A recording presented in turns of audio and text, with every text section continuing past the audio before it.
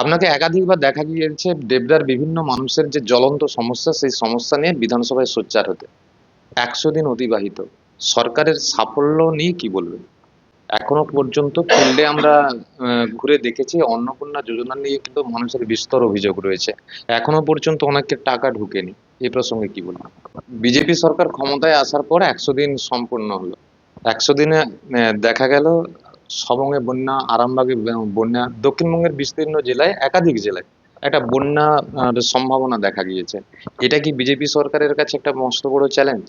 গত দুদিন আগে তারাপীঠের অবৈধ হোটেল, সেখানে অগ্নিকাণ্ড। আর আজ সকাল থেকে কিন্তু কলকাতায় হেয়ার স্ট্রিটের একটি হোটেল, যেটা অবৈধ হোটেল নির্মাণ হিসাবেই পরিচিত হচ্ছে, যেখানে দেখা যাচ্ছে ৯ জন এখনো পর্যন্ত, সকাল থেকে ৯ জন মারা গিয়েছে, তার মধ্যে ৫ জন বাংলাদেশি।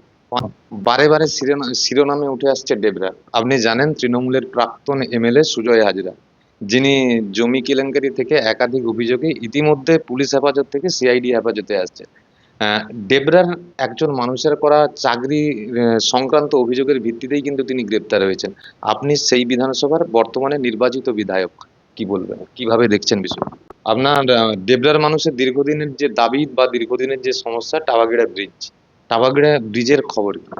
পুজোর আগে বালিচক ওভারব্রিজ, ওভারব্রিজ ব্রিজ কি ছাড় পাবে? এমনকি পিংলা সবংয়ের যে বহুল মানুষ, কয়েক হাজার মানুষের যে সমস্যা, রুগী থেকে শুরু করে বিভিন্ন মানুষের যে সমস্যা, পুজোর আগে কি এই সমস্যার সমাধান হতে পারে? নমস্কার, নিউজ এক্সপ্রেসে স্বাগত। গত ৪ই মে, বিধানসভা নির্বাচনে বিপুল জনাদেশ নিয়ে রাজ্যে ক্ষমতায় প্রতিষ্ঠিত হয়েছে ভারতীয় জনতা পার্টি, অর্থাৎ বিজেপি সরকার। মাননীয় শুভেন্দু অধিকারী নেতৃত্বাধীন যে বিজেপি সরকার ইতিমধ্যে তার বিপুল কর্মযজ্ঞ, বিপুল কর্মকাণ্ডের মধ্য দিয়ে কিন্তু ১০০ দিন কাজ সম্পন্ন করেছেন। আমরা এই যে ১০০ দিনের দিন অতিবাহিত করার পর যে সাফল্য বা যে সফলতা, এ নিয়ে কথা বলবো। আজকে আমরা আমাদের মধ্যে পেয়েছি দেবদা বিধানসভার বিধায়ক মাননীয় সুভাষিস সোম। দাদা, প্রথম নিউজ এক্সপ্রেসে স্বাগত। নমস্কার। নিউজ এক্সপ্রেস ক্রমশ এগিয়ে যাচ্ছে, মানুষ তাকে দেখছে, গ্রহণ করেছে এবং তার ভিউও বাড়ছে, তাকে আমি সাদরে অভ্যর্থনা জানাই। দেখতে দেখতে আপনিও বিধানসভার একজন বিধায়ক, ডেবরা কেন্দ্র থেকে বিধায়ক। আপনাকে একাধিকবার দেখা গিয়েছে ডেবরার বিভিন্ন মানুষের যে জ্বলন্ত সমস্যা, সেই সমস্যা নিয়ে বিধানসভায় সোচ্চার হতে। ১০০ দিন অতিবাহিত, সরকারের সাফল্য নিয়ে কি বলবেন? দেখুন, তীব্র তিতিক্ষা, ঘৃণা এবং বঞ্চনার ফলে মানুষের প্রতিবাদ করার আর জায়গা ছিল না। তাই মানুষ বাধ্য হয়েই একটা সরকার থেকে পরিত্রাণ চেয়েছিল এবং নতুন সরকার এসছে।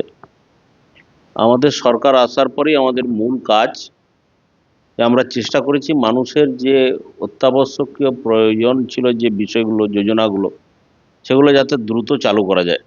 কিন্তু একটা জানেন, একটা সরকার ফাংশনিং করতে তার বাজেট হয়েছে, তার অর্থ দপ্তর থেকে টাকা বরাদ্দ, বা বিভিন্ন কাজের ক্ষেত্রে তার টেন্ডারিং প্রসেস, সব ক্ষেত্রে একটা জটিলতা আছে।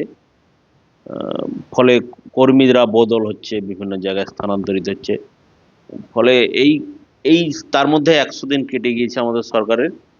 ফলে পূর্ণরূপে সরকারকে দেখতে গেলে আমার মনে হয় আরো ১০০ দিন সময় লাগবে। সরকার যে কি করতে চাচ্ছে, তার মধ্যে আমরা অত্যাবশ্যকীয় যেগুলো পরিষেবা যোজনা, সেটা অন্নপূর্ণা বলুন, সেটা আয়ুষ্মান ভারত, যেটা আমরা বঞ্চিত করা হয়েছিল পশ্চিমবাংলার মানুষের, সেটাও দিয়েছি। সঙ্গে সঙ্গে যে ভাতাগুলো বয়স্ক লোক, বিধবা মানুষ বা যারা বার্ধক্যজনিত আছে, তারা যে পায়নি দীর্ঘদিন ধরে, সেগুলোও দ্রুত চালু করার আমরা চেষ্টা করছি। আমাদের মূল কথা হচ্ছে রাস্তাঘাট অবস্থা খারাপ। মাননীয় শুভেন্দু অধিকারী মহাশয় বলেছে দ্রুত রাস্তা মেরামত করতে হবে। আমাদের কাছে অর্ডার এসেছে, পুজোর আগে আমরা সেগুলো কমপ্লিট করার চেষ্টা করব, মেরামত করার। এরপর নতুন ভাবে আমাদের সরকার কি করতে পারে, আমাদেরকে একটু সময় দিতে হবে। ১০০ দিন যথেষ্ট নয়, খুবই সামান্য সময়। এই সময়ের মধ্যে আমাদের যারা বিধায়ক, শুধু আমি না, সকলেই কর্মতৎপরতার মধ্যে আছেন। মানুষের জন্য যে সত্যি বিধায়করা কাজ করতে পারেন এবং তাদেরকে মানুষ যে প্রয়োজনে অপ্রয়োজনে পেতে পারে, সেটা কিন্তু বিজেপি এসে বুঝিয়ে দিয়েছে। বিধায়কদের কাজ শুধু বিধানসভায় নয়, মাটিতে থেকেও তারা মানুষের সঙ্গে কাজ করেছে। আপনি অন্নপূর্ণা যোজনার কথা বললেন।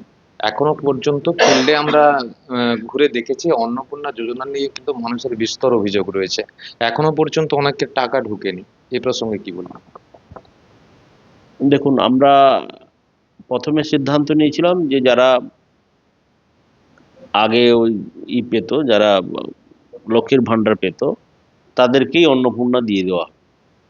কিন্তু তথ্য তলাশ করে দেখা গেল যে এর অন্নপূর্ণা পেতে গেলে ওই যে লক্ষ্মীর ভান্ডার যারা পেত তাদের মধ্যে অনেক গলত। প্রায় 30 লক্ষ মানুষের কোনো ফিজিবিলিটি নেই, খুঁজেই পাওয়া যায়নি। আবার কিছু পুরুষ তারা পাচ্ছে লক্ষ্মীর ভান্ডার। ফলে এটা যাচাই করার প্রয়োজন যে সত্যিকারের কারা প্রাপক। সেক্ষেত্রে আমরা যখন নিচু স্তরে নেমে যাচাই করতে যাচ্ছি, সেক্ষেত্রে কর্মীদের একটা সমস্যা আছে। যাদেরকে যে যাচাই করা হচ্ছে তারা সঠিকভাবে তথ্য উপরে দিচ্ছে না।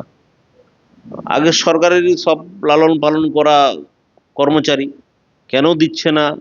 কোনো কোনো ঘরে দেখা গিয়েছে যে তারা, তাদের বাড়ির সকলে পাচ্ছে, পাশের গরিব বাড়ি, তার বাড়ির কেউই পাচ্ছে না। এটা হতে পারে না। তার ফলে একটা তথ্য যারা পরিবেশন, মানে যারা নিজ থেকে তথ্য দিচ্ছে, তাদের ক্ষেত্রে সমস্যার জন্য এগুলো হচ্ছে। আর এতে মানুষ আমাদের উপর ক্ষুব্ধ হচ্ছে। তাই আমরা বিভিন্নভাবে, কখনো আমরা এমএলএরা সার্ভে করছি, কখনো আমাদের কর্মীদেরকে দিয়ে সার্ভে করাচ্ছি, বা কখনো আশাদের দিয়ে করাচ্ছি, কখনো আইসিডিএসদের করাচ্ছি, কখনো অফিসাররা ফিজিক্যালি যাচ্ছে। এই প্রসেসটা অনেক জটিল, এবং এই প্রসেসটা করাতে হচ্ছে কারণ আমরা সরকারি টাকার সঠিক ব্যয় হোক এটা চাই। বিভিন্ন নামে একজন মানুষই 3-4টা অ্যাকাউন্ট খুলে রেখে দেবে, বা পুরুষ অন্নপূর্ণা যোজনা পাবে, এটা চলতে পারে না। ফলে ভেরিফিকেশন চলছে। 20 তারিখ থেকে আবার একটা পোর্টাল খোলা হবে, তাতে যারা পাবেন না তারা আবার আবেদন করতে পারেন। আমাদের এই প্রসেসটা হতে কিছুটা সময় লাগবে, কিন্তু আমরা সকলকে দেব, যারা যোগ্য তাদেরকে দেব। বিজেপি সরকার ক্ষমতায় আসার পর 100 দিন সম্পূর্ণ হলো। 100 দিনে দেখা গেল সবংয়ে বন্যা, আরামবাগে বন্যা, দক্ষিণবঙ্গের বিস্তীর্ণ জেলায়, একাধিক জেলায় একটা বন্যা সম্ভাবনা দেখা গিয়েছে।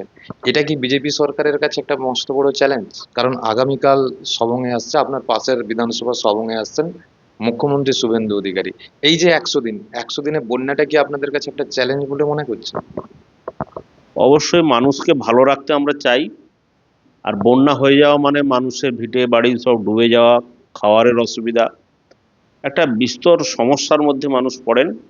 আর আমাদের মুখ্যমন্ত্রী সহানুভূতিশীল এবং অনুভূতিশীল, মানব মানব দরদী।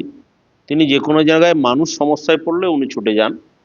ফলে সবংয়ে যেহেতু বৃহৎ মানে জলের ডুবন্ত মানুষজন আমরা দেখেছি, ঘরবাড়ি ডুবে যাচ্ছে, মানুষ ছোট্ট নৌকায় করে বেরিয়ে যাচ্ছে, বাঁধ ভেঙে গিয়েছে, একটা বিরাট 2-3টে অঞ্চল প্লাবিত হয়ে গেছে। ফলে আমাদের এসপিরা, ডিএমরা সকলেই যাচ্ছেন। ফলে আমাদের এই যে সমস্যা, এই সমস্যা থেকে বেরোতে চাইছি, মানুষকে বের করতে চাইছি।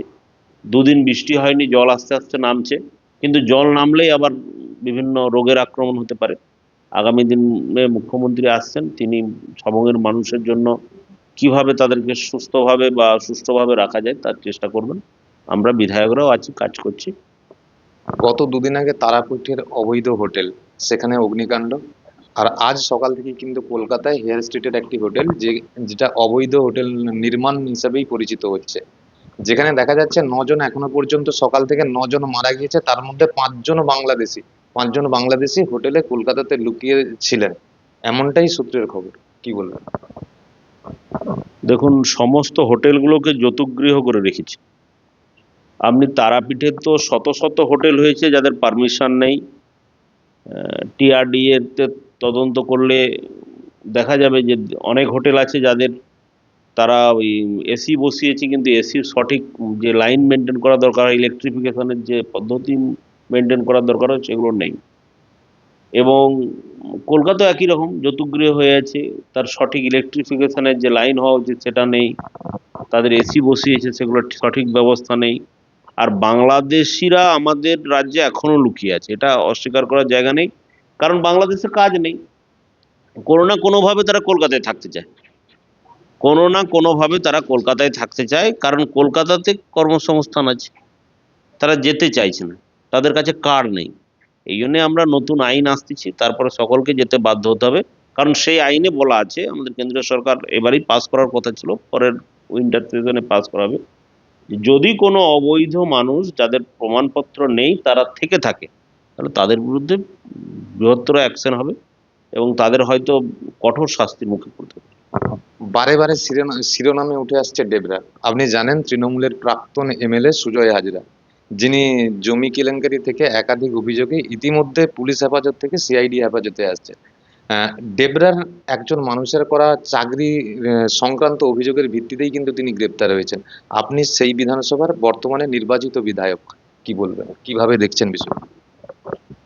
সেই সাথে বলে রাখি যে একদা যুবরাজ তার যে আত্মসহায়ক সুমিত অধিকারীর সঙ্গে মুখোমুখি জেরাতে বসাচ্ছেন সিআইডি, কিভাবে দেখ সুমিত রায়। সুমিত রায় এই বিষয়টাকে কিভাবে দেখেন? দেখুন, সুমিত রায় ভাইপোর এজেন্ট হিসেবে বিভিন্ন জায়গা থেকে টাকা তুলেছে। এটা বিভিন্ন তৃণমূল নেতারাও জানে সুমিত রায় কে ছিলেন। ভাইপোর সঙ্গে নেতাদের কন্ডাক্টর হিসেবে কাজ করতেন। তাদের টাকা পয়সা লেনদেন এই সুমিত রায়ের মাধ্যমেই হতো, বা চাকরি দেওয়ার নাম করে যে টাকা তোলা হয়েছে লক্ষ লক্ষ কোটি কোটি টাকা, সব সুমিত রায় বহন করেছে গাড়িতে করে, কখনো পুলিশকে দিয়ে করিয়েছে। ফলে এই সুমিত রায় আর এই সুজয় হাজরা, এরা আসলে তৃণমূলের সব প্রোডাক্ট, আর এরা দুর্নীতির সঙ্গে জড়িয়ে আছে। এরা আস্তে আস্তে শ্রীঘরে যাবে। এছাড়া অনেক নেতা আছে যারা এখনো শ্রীঘরে যায়নি, কিন্তু আমার মনে হয় তারা নিজেদেরকে যতভাবে ম্যানেজ করে বাঁচার চেষ্টা করুন না, বাঁচতে পারবে না। আপনারা দেখেছেন সাবেরাতিবাবু অ্যারেস্ট হয়ে গিয়েছেন, অনেক নেতাই আস্তে আস্তে হচ্ছেন। মানসবাবু চেষ্টা করছেন যাতে গ্রেপ্তার না হন, কিন্তু সবংয়ের এই প্লাবনের ফলে মানুষের ক্ষোভ বাড়ছে। যে মানুষবাবু দীর্ঘদিন সেচ মন্ত্রী ছিলেন, তিনি সবংয়ের জন্য কি করেছেন? সেই একই হাজার হাজার কোটি টাকা যদি নষ্ট করার পরেও কেলাঘায় কংসাবতী কপালেশ্বরীর জলে ভেসে যায় বারবার সবং, তাহলে মানসবাবু টাকাগুলো জলেই ভাসিয়ে দিয়েছেন বা লুট করেছেন। কারণ মানুষের প্রকৃত খাল কাটার নামে যে টাকা আনা হয়েছে সেগুলো কোথায় গিয়েছে, এটা মানুষ প্রশ্ন করছে। ফলে শ্রীঘরে যেতে হবে, যারা দুর্নীতি করেছে তাদের শ্রীঘরে যেতে হবে। দাদা, শেষ দুটো প্রশ্ন করব আপনার। ডেবরার মানুষের দীর্ঘদিনের যে দাবি বা দীর্ঘদিনের যে সমস্যা, টাওয়াগেড়া ব্রিজের খবর কি? দেখুন, একটা ডিজাইন আছে, ডিজাইন আগে থেকেই করা ছিল। আমি বিধায়ক হিসেবে নির্বাচিত হওয়ার আগে থেকে একটা ডিজাইন করা আছে। সেই ডিজাইন অনুযায়ী ল্যান্ড একুইজিশন করা হয়েছিল। আবার আমাদের সরকার আসার পর আমরা ল্যান্ড একুইজিশনের চেষ্টা করেছি, কিন্তু নদীর দক্ষিণ মানে উত্তর দিকের মোকারিমপুর ভগবানপুর এলাকার মানুষের জমি দেওয়ার প্রবণতা থাকলেও ট্যাবাগাড়ার এলাকার মানুষের জমি দেওয়ার প্রবণতা নেই, সবাই ইচ্ছে জমি দিতে চাচ্ছে না। সেক্ষেত্রে আমি বলেছি যে জমি তো দিতেই হবে, কারণ সেদিকের প্রায় 60-70 হাজার মানুষের এটা দীর্ঘদিনের দাবি ট্যাবাগাড়া ব্রিজ। সে ট্যাবাগাড়া ব্রিজ করতেই হবে, এটা আমার প্রথম কমিটমেন্ট। তো আমি তার জন্য চেষ্টা চালাচ্ছি। প্রথমত তাদেরকে অনুরোধ করা হয়েছে, আমরা তাদেরকে কি পরিমাণ দাম দিতে চাই তাও বলেছি। ফলে আমরা চেষ্টা করছি, বিডিও সাহেব, বিএলআরও সাহেব, পিডব্লিউডি ইঞ্জিনিয়ার সকলেই আছেন। তো আমরা আরও একবার তাদের কাছে জমির জন্য যাব, তারপর যদি না হয় আমরা আইনি পথে যেভাবে অ্যাকুইজিশন করা যায় চেষ্টা করব। পুজোর আগে বালিচক ওভারব্রিজ ব্রিজ কি ছাড় পাবে? এমনকি পিংলা সবংয়ের যে বহুল মানুষ, কয়েক হাজার মানুষের যে সমস্যা, রুগী থেকে শুরু করে বিভিন্ন মানুষের যে সমস্যা, পুজোর আগে কি এই সমস্যার সমাধান হতে পারে? আপনারা অলরেডি জানেন যে রেলওয়ে থেকে একটা ব্লক দেওয়া হয়েছে পিডব্লিউডি কে, 19, 21, 22 সম্ভবত এইরকম, 19শে সেপ্টেম্বর থেকে শুরু হবে। তো ব্লকটা ওঠার পরেই ঢালাই হবে, একটা কংক্রিটের ঢালাই, রাস্তা করতে গেলে যেটা হয়, তার উপরে পিচ সোলিং হবে। ঢালাই করতে ব্রিজ ওঠার পর 1 মাস যাবে, তারপরেই পিচ দিয়ে রাস্তা কমপ্লিট হবে। আমার মনে হয় ব্লকের পর আর বড় জোর 1 মাস 2 মাস যেতে পারে, তার মধ্যেই রাস্তা কমপ্লিট। এতক্ষণ আমরা কথা বলেছিলাম ডেবরা বিধানসভার বিধায়ক, যিনি বর্তমানে আহ, বিধানসভার উচ্চশিক্ষা দপ্তরের স্ট্যান্ডিং কমিটির দায়িত্ব পেয়েছেন। তার নেতৃত্বেই এগিয়ে যাবে এবং 100 দিনের যে বিজেপি সরকারের সফলতা সেই সফলতা আরো এগিয়ে যাবে এই কামনাই থাকলো। দাদা, নিউজ এক্সপ্রেসের সময় দেওয়ার জন্য ধন্যবাদ।